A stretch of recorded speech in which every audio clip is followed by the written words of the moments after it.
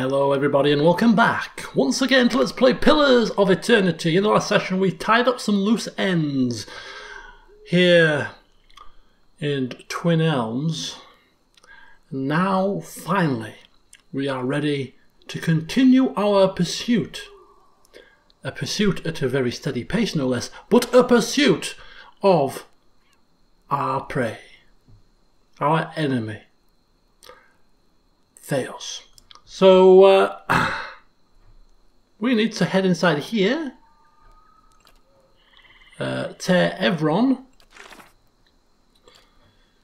to pray to the gods for their aid.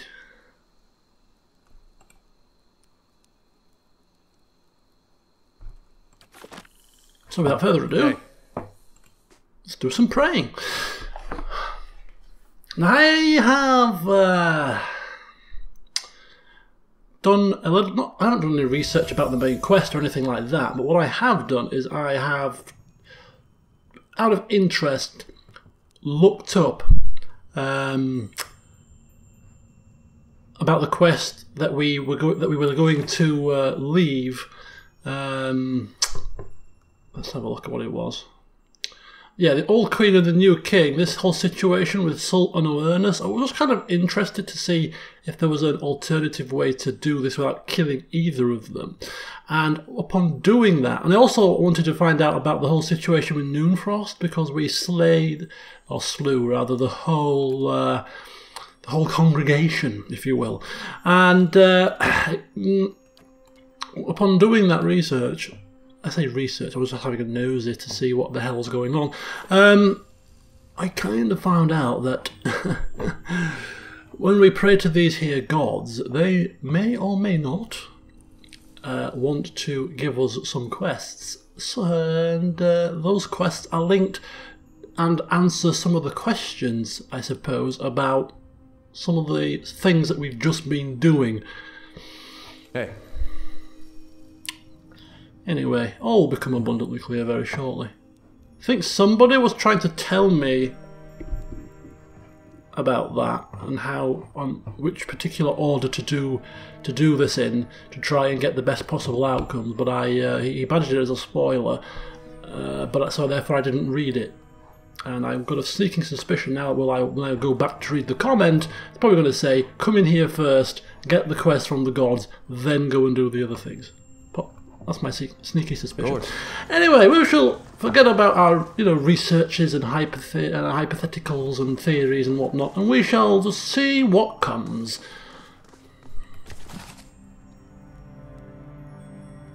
A lot of books.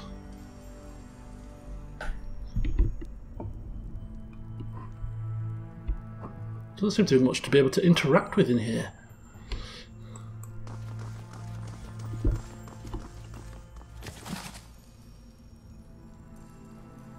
Load more books. A load more books. Hey.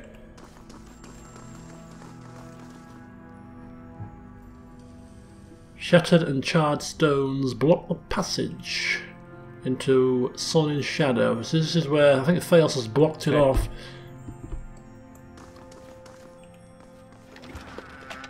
That is a luminescent address shard, so we'll take that. Okay. So how exactly do we pray to the gods then? Right. Oh, wait a second. There we go. Ready when you are.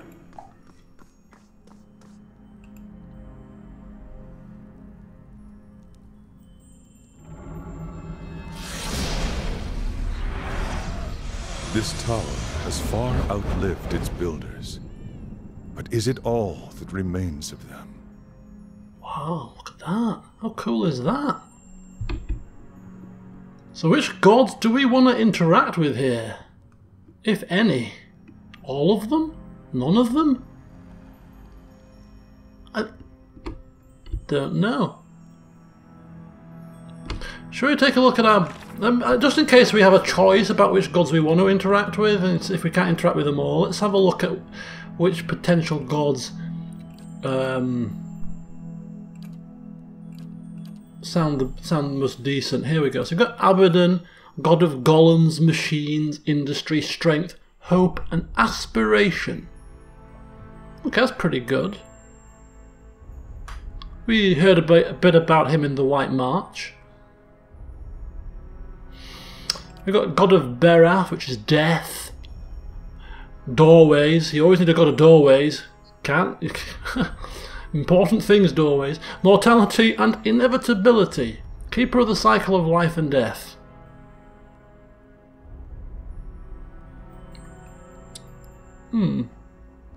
Eothas, well, I don't think Eothas is going to be there. Dead God. Galawain, God of the hunt, assassins, pursuit, wilderness and predatory creatures. Kind of fits in with the current location. Survival of the strong and the culling of the weak. Hylia, Hylia's temple, sky, maternity, we know that from our interaction with the dragon, creativity, birds, song, invention, language and the arts. Okay, so she's quite a nice god. Abaddon, Hylia, we know about Magran. Only speak to Dumas about that. Ondra, oceans, forgotten things, loss, relentlessness, and mourning. Bit morbid. Rimgand, god of the cold, we know that much. Entropy, cold winter, bad luck, famine, and natural disasters. Skane. Not very good god there, pretty nasty. Whale, secrets, revelations, illusions, cryptography, obfuscation, perception, dreams, and visions. Mystery. No fun. Wodica, justice, law, oaths, promises, rulership, vengeance, memory, and hierarchies. An old noblewoman bearing a broken crown upon her head. Ruled over the other gods, apparently, but has since been overthrown. Let's have a look. So do we have them all here? Yeah, Wodica's not here. Overthrown, of course. Eothas is not here. Of course. That could well be these two symbols. But the rest of them seem to be interactable. Well, actually, do you know what? Not all of them are. 1, 2, 3, 4. Two of them I've got icons next to them. Wodica, yeah, this is probably Eothas. Oh no, that's whale. Piercing ring fills your ears. Right, okay. So who's this one then?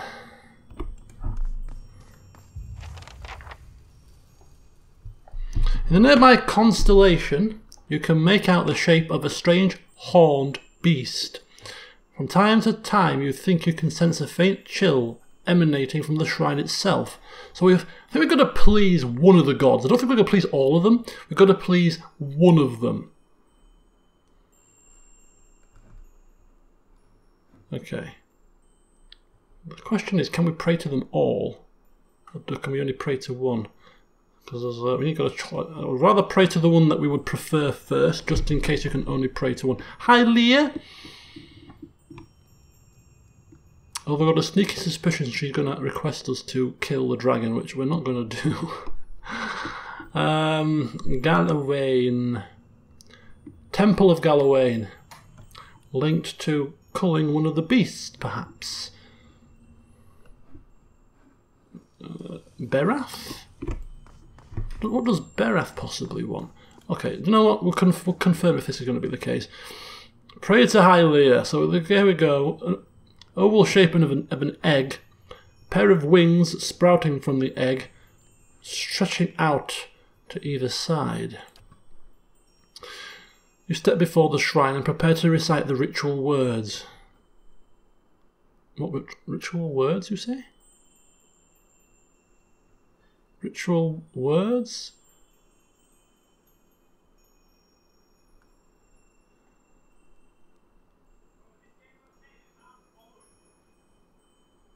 Song. She's a goddess of song, right? Your words seem to ring in the air, your voice rendered melodic and lilting by some unseen art. No, wrong answer.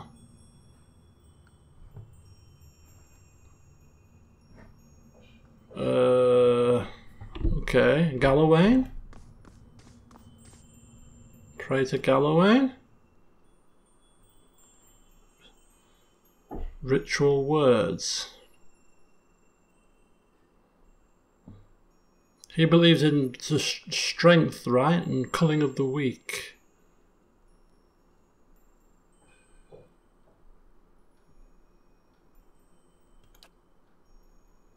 The air around you stirs and a gust of warm wind blows across the back of your neck. You catch the faintest smell of wet earth. Hey! As you kneel in front of the shrine, you feel yourself pushed forward. You catch yourself on your hands and knees, feeling warm, damp ground beneath them. Looking around, you find yourself crouched in a clearing in the middle of the woods. The smell of dirt hangs heavy in the air. Behind you is a darkened room filled with candlelit shrines. Ahead, you hear the howl of some kind of hound. You feel certain this is a vision, but the hairs on the nape of your neck still rise. The scent of sweat, fur, loam, leaves, the discordant howls. I believe Galloway's herald approaches. I don't think Fedoran is one for howling like a beast. I've come to seek Galloway's favour. The howling beast falls silent, and you hear a rustling in the foliage nearby. Something is watching you. Oh, if we really must. Fedoran howling like a beast. The beast bays in response to Fedoran's howling with gusto, its voice high and clear. The thick undergrowth shivers with movement, and heavy paws pound the wet grass. You chase after it. You follow the hound's tangled path through the undergrowth. Branches whip at your cheeks, and the wind whistles by your ears. As you pass a fallen pine, the root begins to feel familiar. You reach the clearing where the bear and lioness face off, snarling but keeping their distance. The hound watches from the bushes, its amber eyes shining. You can see nothing else of the great beast but its long, blood-red tongue as it licks its muzzle. Beyond it is the stone wolf's moor, set amidst temples and ruins. Okay, so we don't actually get a whatchamacallit. We don't actually get a quest given, but it's giving us a clue about what the god wants, and it wants us to slay one of those beasts, I think. Right, seeing as we've already slain everybody in Noonfrost, I think what we're going to do is we're going to see if we can speak with Rimgand. Now, Rimgand is cold and something else. Let's have a wee look here. What else? Entropy, cold, winter, bad luck, famine, natural disasters.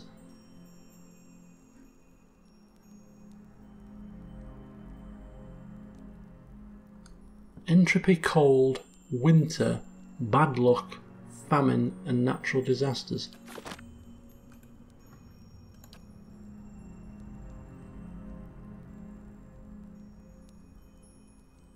That's Berath. That's probably Abaddon.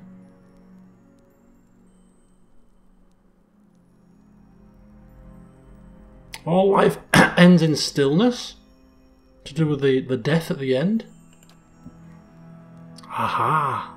You feel a sudden gust of cold air, as if the shrine were bursting into wintry life. The frigid wind cuts through you like a sharpened blade, and darkness encroaches upon the edges of your sight. You kneel and close your eyes. As you pray, the blackness fades to white, and a howling wind fills your ears. The vision that slowly resolves itself is of a broad, frozen plain. You see a procession of elves in the distance, periodically fading into and emerging from the whiteness. They trudge over snowbanks, their heads down against the driving winds. The white that wends, says Sagani. As they trek past you, one man bundled in furs turns his head. You headed for Noonfrost on the frost-hewn breach too? Before you can answer, he's lumbered ahead. You follow the caravan and in a couple of minutes you come to a wall of ice. It disappears into the pale emptiness overhead and stretches as far as you can see in either direction. The elves stop in front of a mirror-smooth section that is framed like a temple door. It seems somehow thinner than the rest of the wall. You can't see what's on the other side, but a debilitating cold emanates from within. The elves pull pickaxes and shovels from their sealskin packs and begin hacking at the smooth ice, their implements flying through the air in swift, shining arcs. Though they throw their bodies into their labour, not one of them so much as scratches the polished ice, yet with each blow something bellows in the distance. Whatever that is, it's huge and angry, says Sagani as she squints into the whiteout. And it's coming our way. Adair calls out to the elves, "Hey, you might want to hold off on that." But the howling wind seems to swallow up his voice. The elves hack away, seemingly oblivious to the furious lowing and to the tremors under your feet. The snow has risen to your knees. Your legs feel frozen in the drifts. Try to get the elf's attention. You grab the nearest elf by her shoulder, shaking her and yelling over the howling winds. You point in the direction of the booming noise, but she only scowls. "Leave us, traveller. We've got to get through. We can't stay on this side any longer." "Yeah. You're angering something very big. You better stop." The elf strains to listen. As she rests her pick in the mounting snow, some of her fellows pause in their labours. A man with a withered, frostbitten finger turns. He raises his maimed hand and the others stop as well. They stand motionless for several seconds before you realise they've frozen entirely. You touch the nearest elf to you, and he crumbles into a mound of snow. A final gale blows past, scattering the remains of the elves in a chaotic flurry. You notice a single spiderweb crack in the smooth barrier. It's the only thing that mars the perfect surface of the ice. Whatever's on the other side of the strange doorway, you feel it tugging at you. Only when you look back and see the parallel gashes trailing behind your leg in the snow do you realise how strong its pull is. My end comes to all things in time. Seal the frost-hewn breach and instruct the pilgrims in the patience of Remergond. So we know about the frost-hewn breach. We saw that in the temple. Plug the hole with our finger. Plug the hole with a handful of snow. Handful of snow seems a better idea. You fill your hand with snow and shove it into the crack. It hardens instantly and a hoary rime grows over the smooth surface of the frozen doorway, fusing it with the rest of the wall. And you take your hand away, a perfect crystal of ice remains in your palm.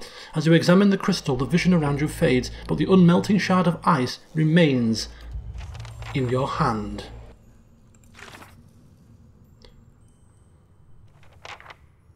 Okay. Into the white void. So we can use the shard from the vision to close the frost-hewn breach. Which seems like the easiest thing to do, because we have already cleared the temple of elves. Therefore we can just waltz on in there and seal the frost-hewn breach. Hey. So good old Fedoran, being good old Fedoran, thinks there is no need to speak with the other gods for their favour, because Remergand is going to be the easiest to please, and he likes easy. He likes the line of least resistance, and therefore we're off back to Noonfrost. Hey. Alright. Alright then. Back in familiar territory. Oh, how convenient. Half the party split one way, half the party split another. Let's hope that we don't have any more guests to entertain. Hey. There we go. So here is the white-hewn breach, and it's time for us to seal it. Ready when you are. With the ice shard that we have been given. So this pedestal of black ice we have seen before. And we are going to plug the hole with Remergand's shard, which fits perfectly. And as it settles into place, the cold around the altar dissipates. Similarly, the portal before you seems to thicken and the mysterious seepage tapers off. Boom. Hey. and perhaps that will stop the spread of the cold in the district. Right, so we're going to return back to Tear Evron, speak once again with Rimagand, and see if we have been granted, well, his favour. Right, had to pause it for a brief moment whilst I had my dinner, and we return here once again in Tear Evron, ready to speak once again with a god.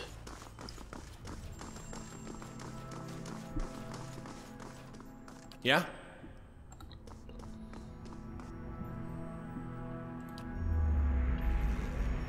You pray again, and the vision of the white plain emerges. The driving wind returns in a chaos of whirling snow. Something moves at the centre of the blizzard, plodding, but relentless. As the snowstorm gets closer, you see an aurochs, as colossal and slow as a glacier. Its shaggy white hair is matted with frost, but beneath it, ribs like a ship's frame protrude. Visible puffs of air issue from Sagani's gaping mouth. It's the beast of winter! A man, emaciated and almost naked, huddles at the beast's legs. His body is scored with lash marks, and his nose and ears have been carved from his face. His black eyes pierce the whiteout. The aurochs stops and stands before you, enveloping you in the violent blizzard that surrounds it. Though its mouth does not move, the beast speaks in a deep, thunderous voice. A clan of Glamfelin ventured from the white that wends to find the crack in the ice. When you sealed it, you damned their souls to a slow weathering here, one they had sought to escape. Well, their souls... slow weathering? We put them out of their misery pretty quickly, actually. But their recklessness endangered the rest of Old Song. For each there is a season watcher. Winter's shroud covers all things in its time. The heat and energy of life dissipates, and untethered essence fades into chaos. But entropy is a chisel of ice and a hammer of wind. It is not for mortals to wield these tools. It doesn't sound happy.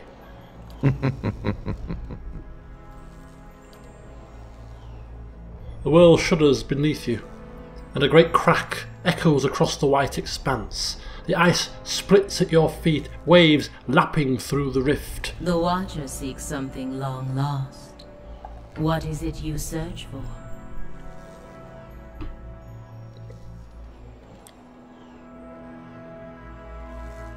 I suppose ultimately, although yes we are chasing Theos, the reason we are chasing Theos is for this reason right here.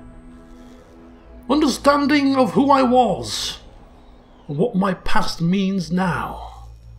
Your past is one of loss and sorrow.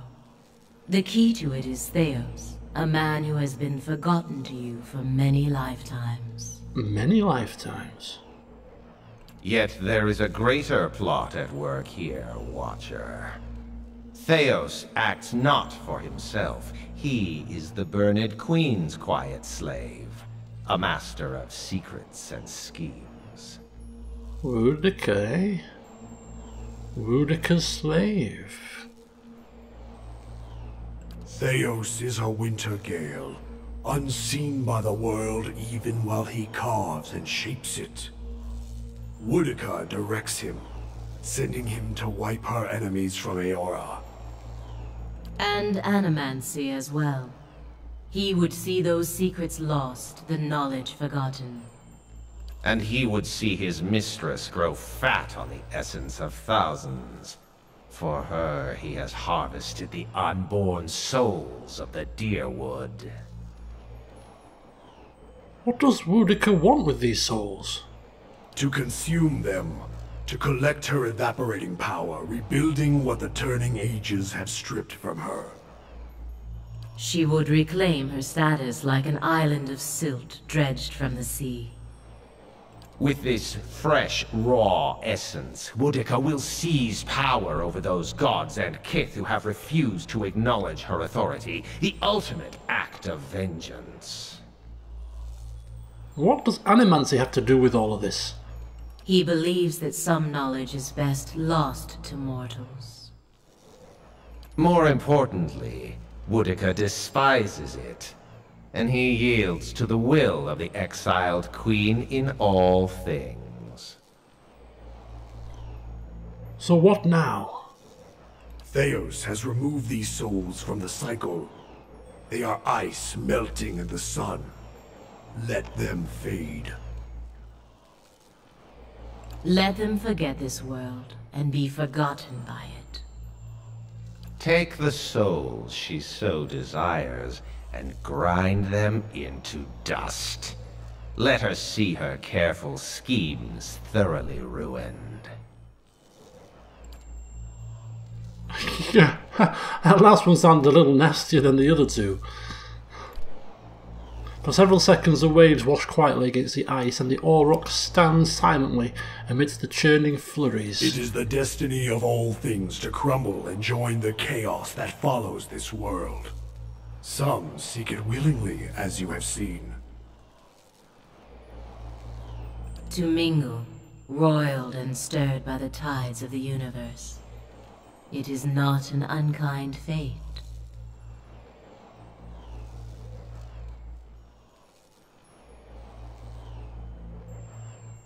You would give these souls the very fate you sought to deny the Glenfellan pilgrims? I am the beast of winter.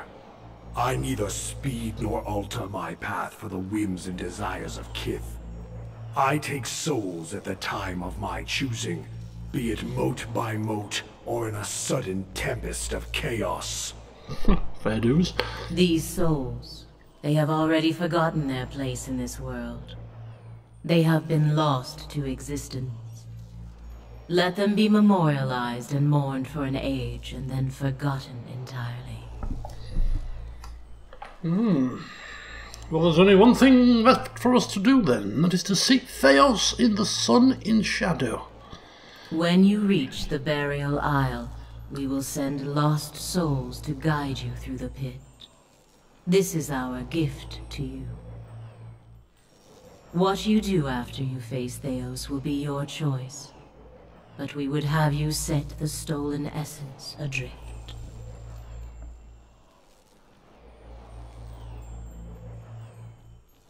And whether you would heed us or no, understand that our end comes to all things eventually.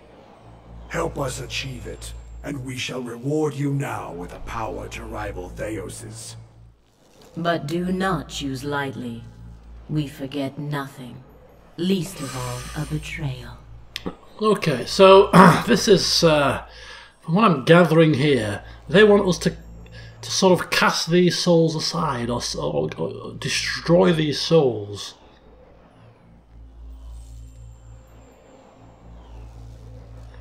Okay, so this is their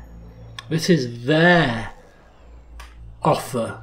Yes, we'll help you get down to Theos, float down on the souls into the sun in shadow, but we need to give the souls over to entropy, which does not feel like a good thing to do. The other gods may have another proposition for us. They may allow the souls to do something. I don't know. Well, we don't know. Maybe we should find out before we commit to a decision. This feels wrong. This feels a little bit bad. So these are the three bad gods then, eh? The three nasty gods. Right, we need to think about this. Do not wait forever. We wait, but Theos does not.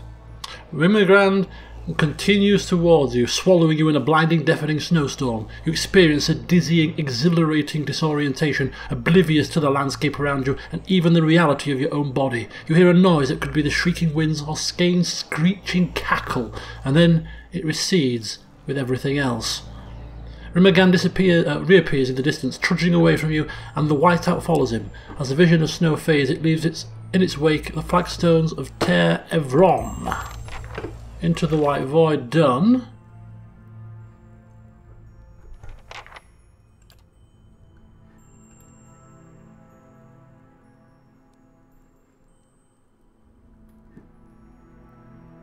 Okay. So we can actually talk to Durance about Boudica. Oh, that's kind of cool. Oh, and it's got to advance the personal quest. Oh, whoa. Can we talk to the other gods? Yes, we can. Yeah, we're not quite so happy just until we've spoken with the other gods. Yeah. Right, so who have we got left? We've got Galloway, and that's going to involve... Did we speak with Galloway? We spoke with Galloway, and we have to slay one of the beasts. That's not the worst thing in the world. Hylia? Something to do with slaying the dragon, we assume, so I don't think we want to do that. Well, Fedoran doesn't want to do that. If it's a choice between killing an aged big lion thing, or a bear, or a dragon, it's not going to be the dragon of the three, is it? Right, but we don't know anything about Berath. Not a problem. I don't know anything about what Berath wants us to do. Have we already done it? Is it something we can do? It's not too challenging. Berath is about life and death and the wheel and stuff, yeah? Good. You kneel and pray to Berath. Even while your eyes are closed, you see a road that seems to stretch on forever. The stars wheel overhead in a clockwork rotation of constellations, disappearing over the horizon to your left, only to rise on your right. You try to make out the details on either side of the road, but your eyes can't seem to focus. One moment you think you see a meadow blanketed with mist, and another, sheer canyon walls. For just an instant, you even see waves lapping at the edges of the road. Were you to step into the shifting landscape, you feel certain you would only end up back on the road. You know this is a vision, but the packed dirt feels firm beneath your feet, and the night air cool on your face. You are walking. Your feet seem to carry you forward of their own accord. Something looms ahead of you. As you get closer, you see two stone figures that look strangely familiar. You remember the door to Clearban Relag, and the two figures carved into the mountain next to it. One looks vaguely male, and the other vaguely female. Only a thin layer of flesh covers their skeletal bodies, which twist to face a doorway between them. The doorway, however, is not what you saw in the ruins. It's a skull, gaping and jawless, and as you look on, its open mouth seems to grow. The arms of the two stone sculptures are swept towards the mouth, inviting you in. And we enter. The road continues through the moor to another shifting landscape surrounded by stars. As you pass through it, you see an identical doorway in the distance. A dwarven man stands near it, unmoving. You turn and look behind you, only to see the skull gate you just passed facing you. An elven woman waits in the road. Like the dwarf, she stands still. Approaching the elven woman, she's probably just less threatening. You start toward her. There's something unnatural about the way she stands. She's too still. When you get closer, you see that her legs taper into a slender trunk, and in place of her feet are gnarled, twisting roots.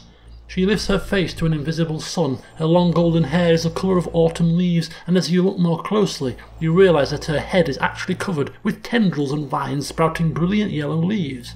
Each glimmers with the essence of an entire soul. She gives you a beatific smile. As you look on, the leaves slowly fall from her head and settle at her roots. They melt into the path beneath her, and almost immediately new leaves sprout in the place of the old. She reaches toward you, still smiling, as roots spring from her fingertips. Her outstretched arms bar the path.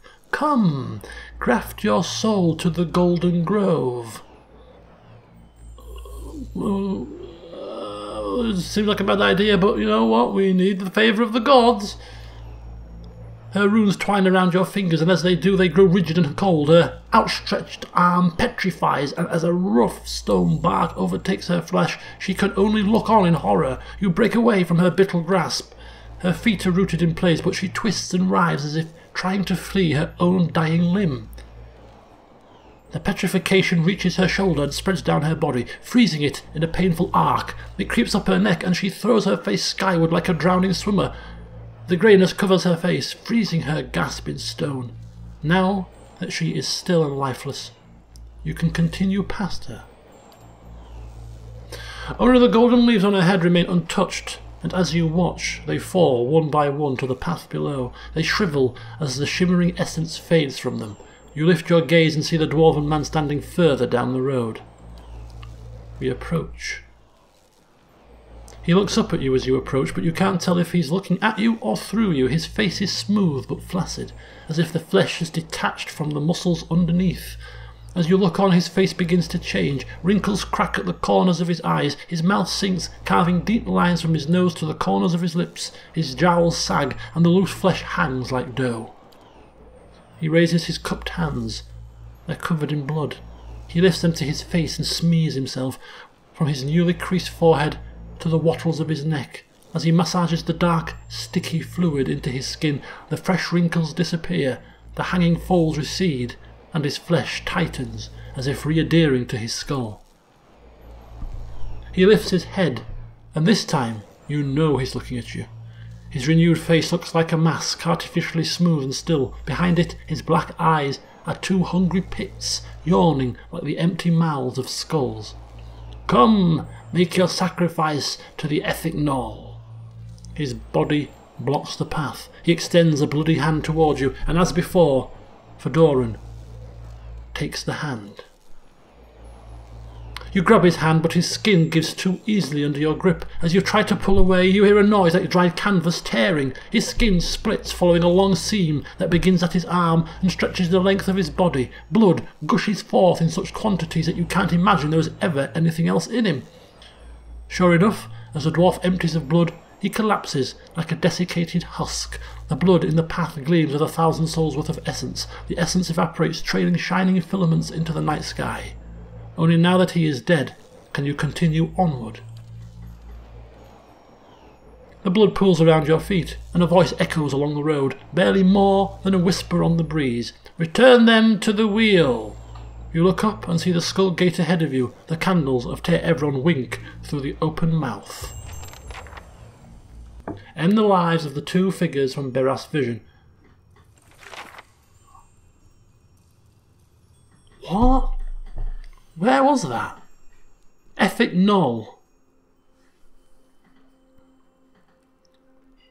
The Golden Grove.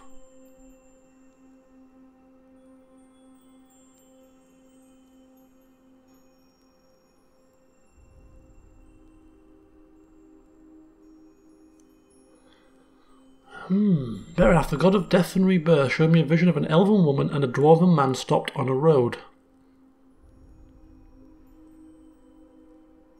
Two individuals that have cheated death for too long. The dwarf in the vision had an eerily ageless face, and he seemed to renew himself with the blood of others. He said something about Ethic Knoll. When I learn who or what this is, he will no doubt be nearby.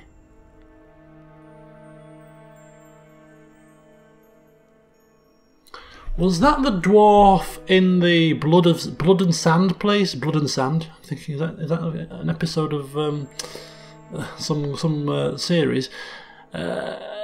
Spartacus, was it? Blood and Sand. The Blood Sand. What was it? Was it? Anyway, the guy that was doing the sacrifices.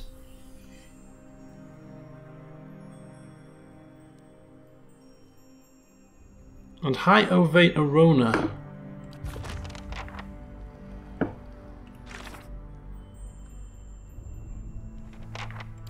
Right. Well, that's this. I mean, this one sounds quite a bit of a schlep, doesn't it?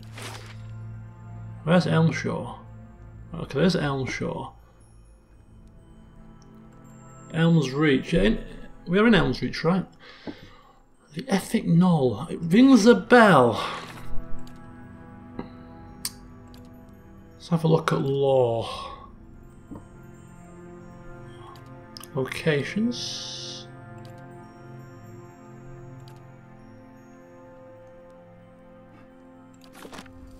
Hey.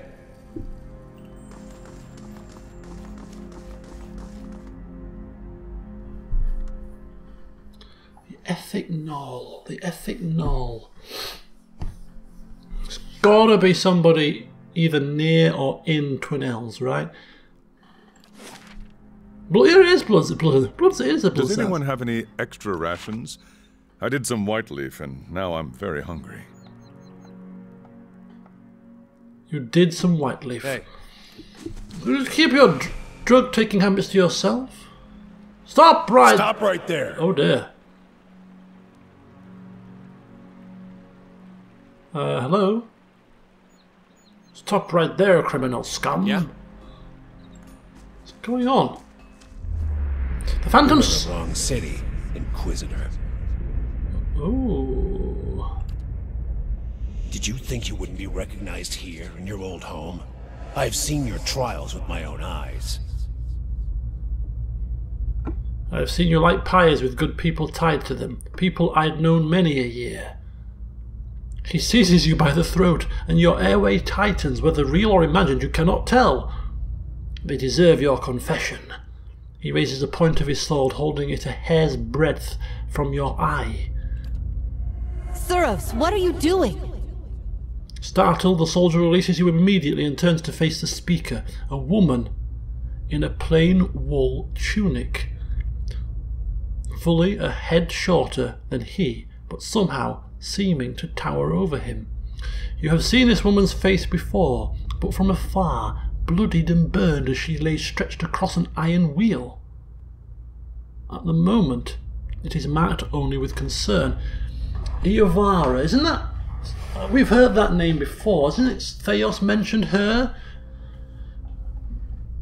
a few episodes ago. Not that far back, actually. He was talking... We saw a vision of Theos talking to an individual, and he mentioned this lady here. Okay. An assassin sent by the Inquisition, my lady, daring to approach our camp. If he is so poor an assassin as to approach an armed guard in daylight, I should have nothing to fear. I would hear what this man has to say. She stares him down until he can no longer face her. He turns away, sour-faced, watching you through sidelong glances, his knuckles white around the pommel of his sword. Do I know you? Apparently, we can't help ourselves. Grand Inquisitor Theos Ix Arcanum dispatched me here to spy on you. Iovara doesn't blink. Are things as desperate as that over there? I never have known. I hope your next assignment is more stimulating. Listening to my lectures is dull work for a spy. She looks harder at you.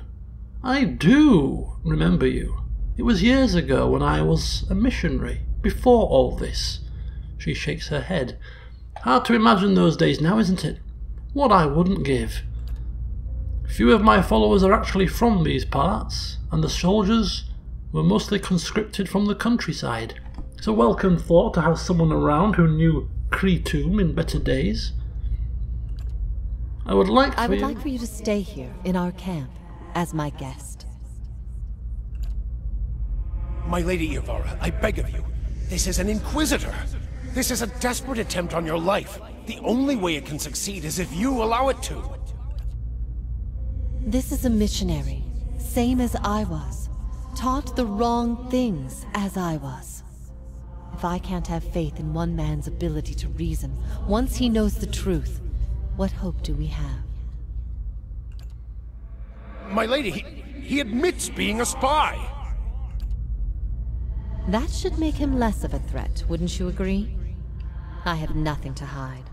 All I see here is an opportunity to persuade someone who could help us. We have many former missionaries here. They are our most loyal, our most helpful. Many have died for us. These are not people we should be turning away. And if the Inquisition wants my life, they can have it. But they know as well as I do that my cause will not die with me. Come, we have much to talk about. Oh, a little bit more of an insight about Fedoran's past. Live here, an Inquisitor sent by Theos to spy on Iovara. Ho-hum indeed. Hey. Okay, well, we have a task to do for one of the other gods because we need to get their opinion, their take on what they want in return for helping us get down to the sun and shadow. It doesn't involve casting souls to entropy. So,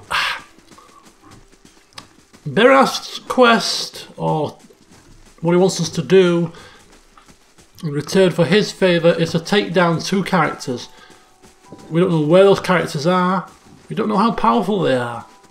We don't know who they are, really. So rather than wasting time looking for that, looking for them, we do know where a bear and a lion are. We do know what Galawain wants. And therefore, initially, we had no reason to involve ourselves in the little quandary within the within this moor here. But now that we have a bit more clarity on the situation, we have a reason to poke our beaks in. The only choice we have to make now is, do we kill the cat or do we kill the bear?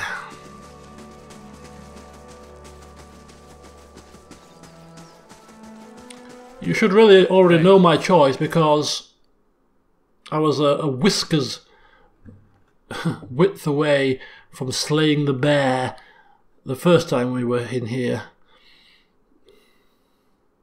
The lion had cubs to look after.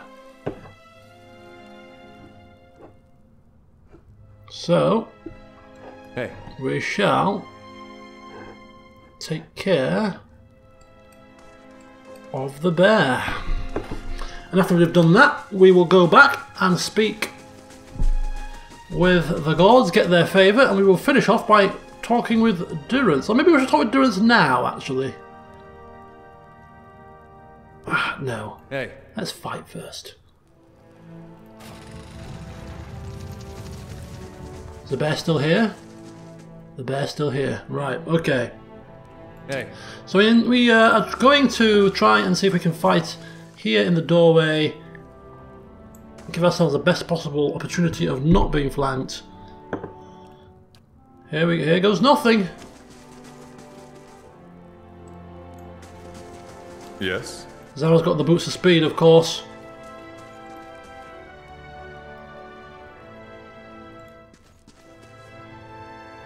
If you stand on the side of that toothless old bag of bones, then you stand in my way.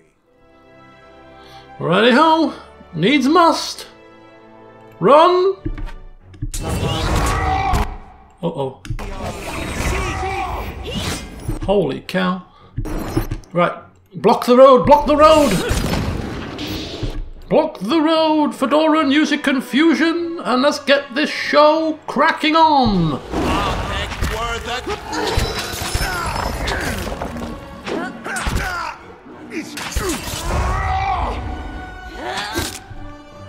Let them fight amongst themselves temporarily.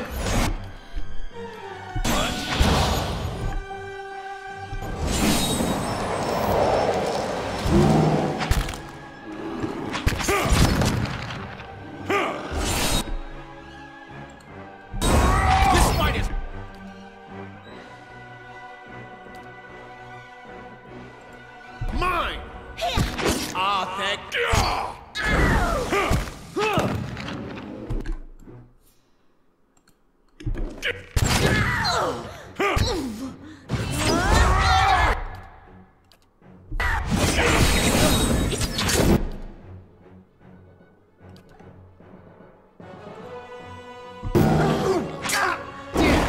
I'll have to cast again.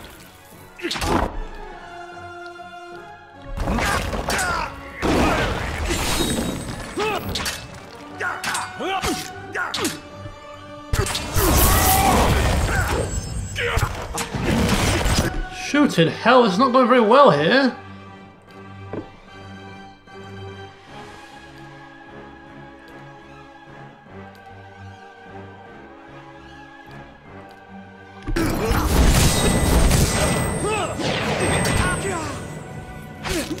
Okay, that's fine.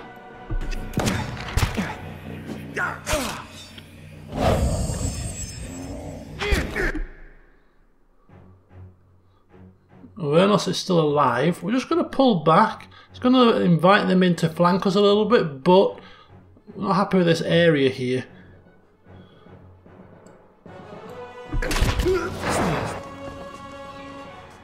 Right.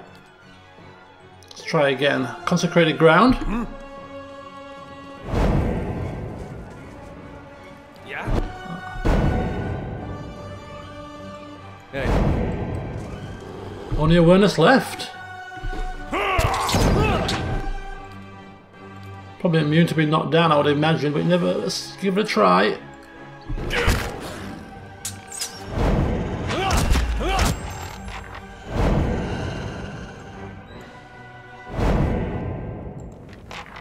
Wow. Hey. What we're actually going to do before we return to Galloway is we're going to return to here just to see if we can report the fact that we have taken care of the Challenger. In fact, hey, ooh, there's another bear here. But doesn't matter. In fact, the first person we should speak to Ready is when you are. probably this guy. Still looking around? Watch your step. Tempers run hot around here, and not just among the animals. Telling him that we have dealt with the situation between Sul and Awareness. If you didn't already see us battling here, dead bears lying in the doorway. And Sul remains champion. Many of the Fangs are gladdened to see her stay. Perhaps it's Galloway's way of telling us to remember our roots and prize our cunning as hunters. Thank you for your help, Kared. May Galloway guide your path. Take this with our thanks. Cat's Claw. Ooh, a one-handed sword.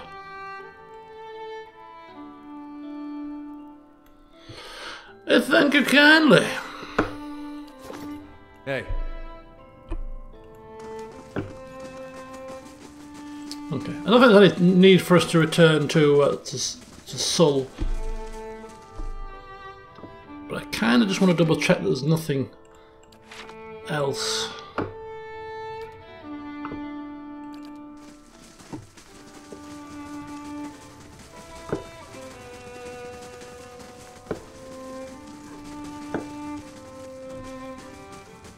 Of course.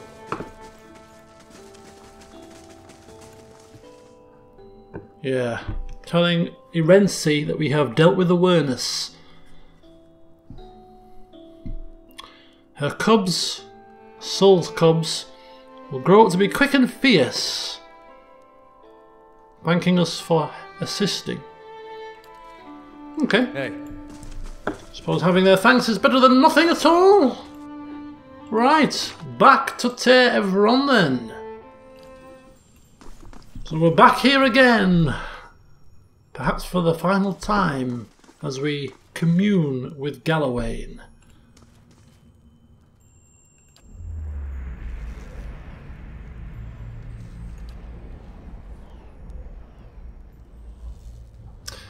Okay, so we're peering eye to eye with a massive hound. The beast looks at you. Gleaming fangs protrude from the sides of its mouth. Its nose twitches as it inhales your scent, starting at your shoulder and proceeding down the length of your arm. You follow its nose to your hand, which is covered in blood. A tongue as red and meaty as a steak, rolls out of its mouth and swipes your bloody hand. Its lip curls into what looks like a smile. The beast looks back at you, and as it fixes you with its glowing eyes, its muzzle retreats into a long bearded face, and its pointed ears lengthen, dropping to the sides of its head. What was a massive hound becomes a giant of a man, his broad, muscled shoulders draped with furs. He holds a flint knife to your neck and grins, revealing a row of long, pointed teeth. Tread carefully. Let my face be a warning sign to always treat Galloway and his messengers with caution and reverence.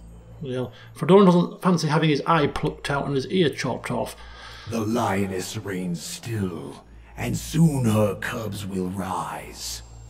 Why did you strike the bear down? If awareness could not seize his victory, he did not deserve it. Worthiness is proven in conflict.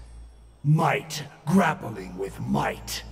Flesh tears, bones break, and the ones that mend are stronger still. Blood mixes, and the worthier substance rises to the top. And you have proven worthy. Good. He lets out a howl that rings through the air. He lowers his head, puffs of steam rising from his panting mouth.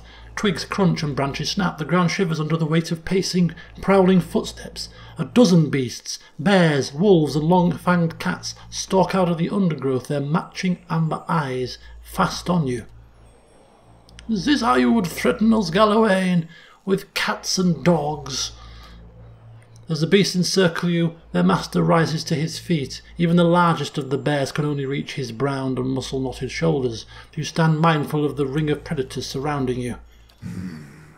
You sought and won the favor of Galawain. What new prey do you now pursue? I will stop Theos Ix Arcanon from feeding thousands of souls to Woodica. A sudden blast of heat scalds your face, and even as you turn away, a flash of light sears your vision through your eyelids. When you look back, you see a woman in full plate standing next to Galawain. Oh, it's Magran making an appearance. So you know. No doubt one of the others has already enlisted you, and with a different purpose. Nevertheless, hear us. I will indeed hear you. Track Theos. Follow the trail he has left for you, and corner him in sun and shadow.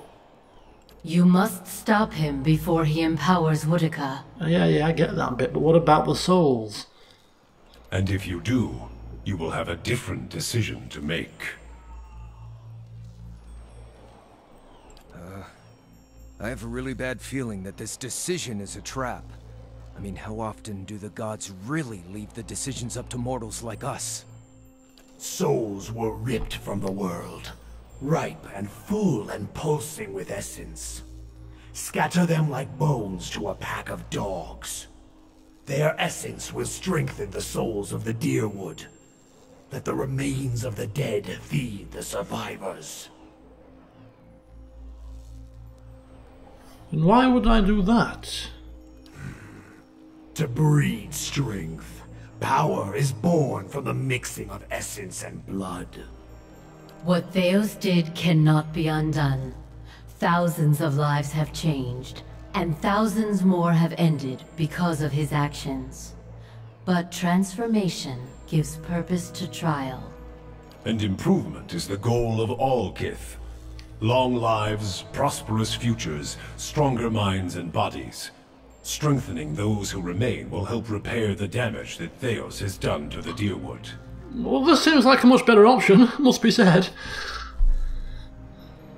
But we've got to find Theos first. And when you descend the pit to sun in shadow, you can count on our assistance to see you safely through. As I hope we can count on yours when you reach the bottom. There are many souls upon the burial isle that are sworn to serve us. They belong to you now, and they shall guide your descent. Beware the promises of a God Watcher. They are binding, but only in one direction. The beasts grow restless, pawing the ground and eyeing you with renewed interest. The bear sniffs at the ground next to your leg. One Stalgar skulks into the circle, its amber eyes glowing. Galawain hurls his knife between your feet, sinking it to its handle. He raises his empty hand. Hunt him, mortal. And when you stop him, let the souls he has captured feed the Deerwood. Strengthen the souls of those who remain. Prepare them to face the challenges that will follow. Pledge that you will do this, and we will grant you a power fit for the finest warrior who ever lived. Betray us, and my beasts shall track you down. Our allegiance is not to be accepted and cast aside. My friend, this is a most auspicious moment. The Lord of the Hunt has spoken to you without omission or riddles. Heed what he said about his beast seeking you out should you stray from the task. For it is not an empty promise. No, we don't have to think long and hard about this. If the alternative is to do what we were asked to do by Rimagand, and this certainly seems like the more preferential option. I hereby pledge that I shall convert the captured souls into essence to strengthen the Deerwood. I will not betray this promise. You have my word. The bargain is struck, Watcher. Keep your part. Gallowayne lunges for you and sinks a hatchet into your chest. You cry out, but the pain passes quickly. Energy and power seep into you through the wound, and when Gallowayne withdraws, the flesh knits again to contain something warm and pulsing with power. Gallowayne's boon. The vision vanishes in an instant, returning you to Ter Evron, where burning candles replace the glowing eyes of Gallowayne's beasts. Cool. See ya, other gods!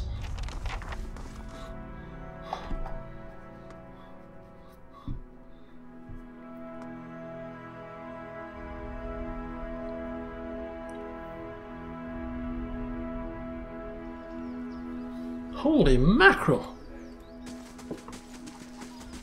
Okay, things are beginning to get exciting here. We're finding a bit more out about Fedoran's past, his link with Theos. We've spoken with gods, and now we have a way to continue the chase, to continue the hunt, to confront Theos. And what have we just been granted? Gallowayne's boon. We got Blooded Hunter a couple of sessions ago, giving us extra damage reduction and extra stealth. Not that we need the stealth, but Gallowayne's boon gives us extra might and extra athletics. Extra might, you say? We now stand at might 20. Look at that, Fedoran really going to be wielding those spells like nobody's business. Look at those stats. Pretty damn nifty, apart from Constitution. Everything else is relatively high. Finally, before we end the session, bit of a chinwag with good old Durance. What is it, Watcher? Does what we learned about Boudica trouble you? I couldn't help but notice you seemed a bit uneasy in Ter Evron. It stinks of her. It is justice, but if her greater purpose was to think Margaret would fall prey to such deceit. And Aethys. Widewind had always claimed to be invading Deerwood to free it. What if it were true? What if he had come to stop Boudica's plot before it began? Surely Aethys earned his death at Godhammer Citadel, but not for those reasons. Not to keep him silent. If such a thing has brought about this chaos. Tilting his head and then frowning. Must we always be tools of gods? If Boudica and Margaret, if they are the cause of this, the Hollowborn, if the purges were never necessary, if Aethys was fighting back. Then your Godhammer didn't save the Deerwood. It almost certainly doomed it. So many lies. And Boudica, perhaps she is the next god to fall beneath the Godhammer. Would it have been better had you been spared this knowledge? No, I am glad to have walked this far with you, seen this truth. Perhaps it was what I was meant to see, with a Watcher's eyes. All these dances of words and intrigues, machines of men, twisted, ripping the souls of children, and by the gods, the goddess of justice. If I could end her like Aethys, Margaret burned her once. One can do so again. Boudica, She must answer to her own justice. Justice? Or revenge? Anyone with a shred of spirit seeks both justice and punishment. It burns in the heart of anyone who lives. All seek it. If the world does not balance, we all drown in the oceans.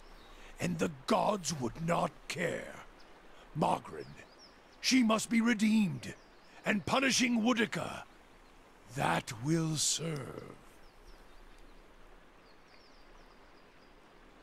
And do we know that Magran was not a willing accomplice? Is this some final joke at my expense? To test my faith further?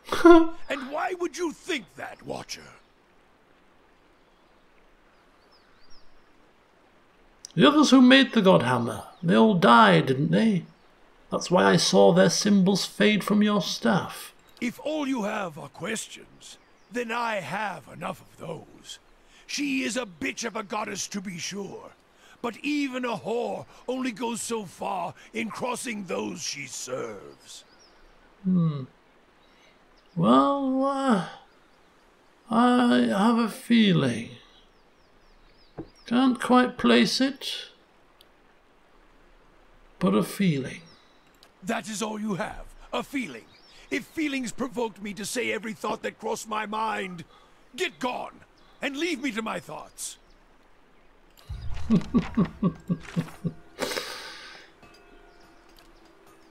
The quest remains open. So learning that Woodica is responsible for Wyvern's legacy leaves many questions about the circumstances of the Saints' War and the destruction of Aethys. Durance may have further insight. It's probable, not even possible, probable that Magran would have been in league with Woodica.